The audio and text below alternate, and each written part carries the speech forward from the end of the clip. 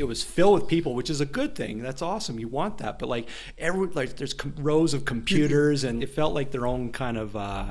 Yeah, it's like you walk into the bookstore and the bookstore's quiet, or you're like, why is the bookstore quiet? Yeah, that's actually it. That like, absolutely is the case like, now.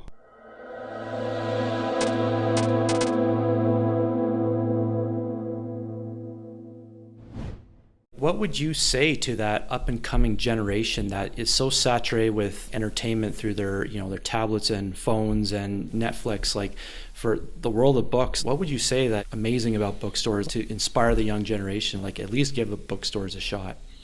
I think part of it is you have to have a love of reading.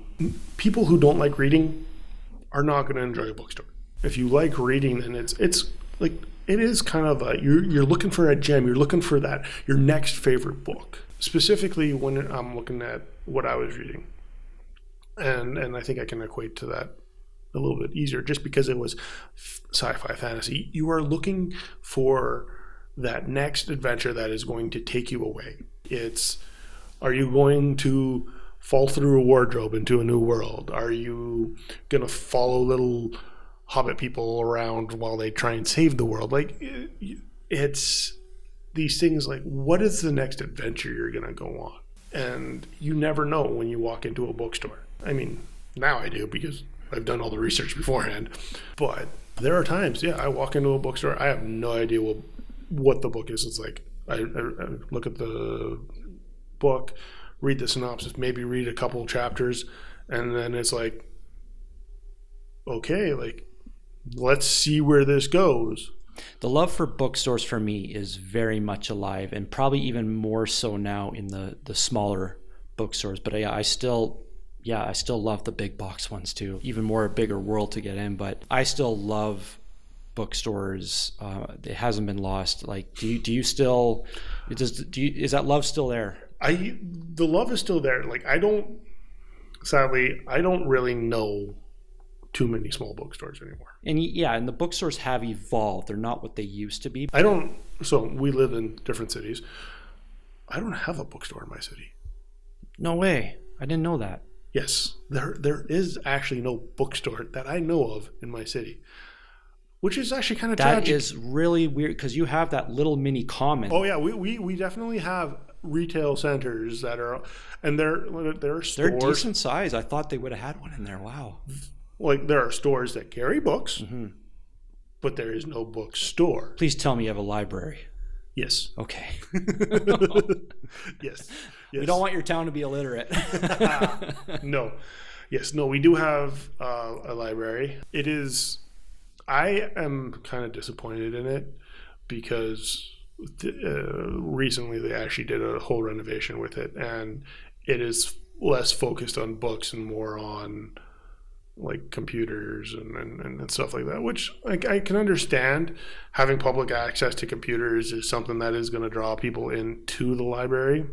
Libraries are supposed to be about books. It's not supposed to be like maker spaces that they're now becoming. 3D like, printers are in there now. Yeah, like it's like, why? Like, this is not like, I get it. Libraries are centers of learning, but it's just like, we're getting too far away from books, and I'm like, why even call it a library anymore?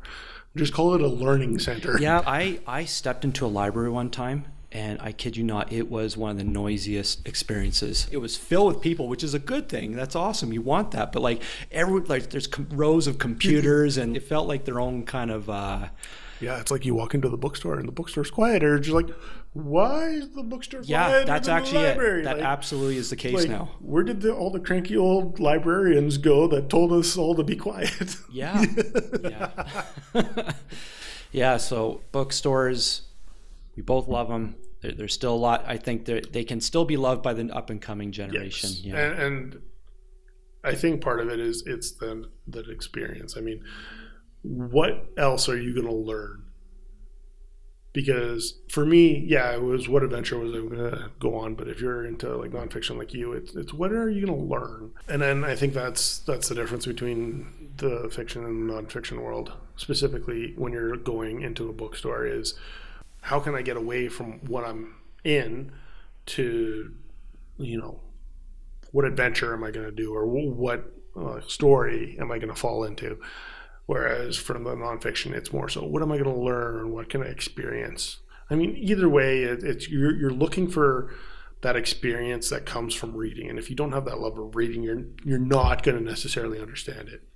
And it's amazing to me because I have a couple people actually that I just talked to, and they always struggled with reading, and then it was either one book or something like that. They read something, and that experience can ignite a love of reading, like a lifelong love of reading. And there's one person in particular that I'm thinking of. They always struggled reading.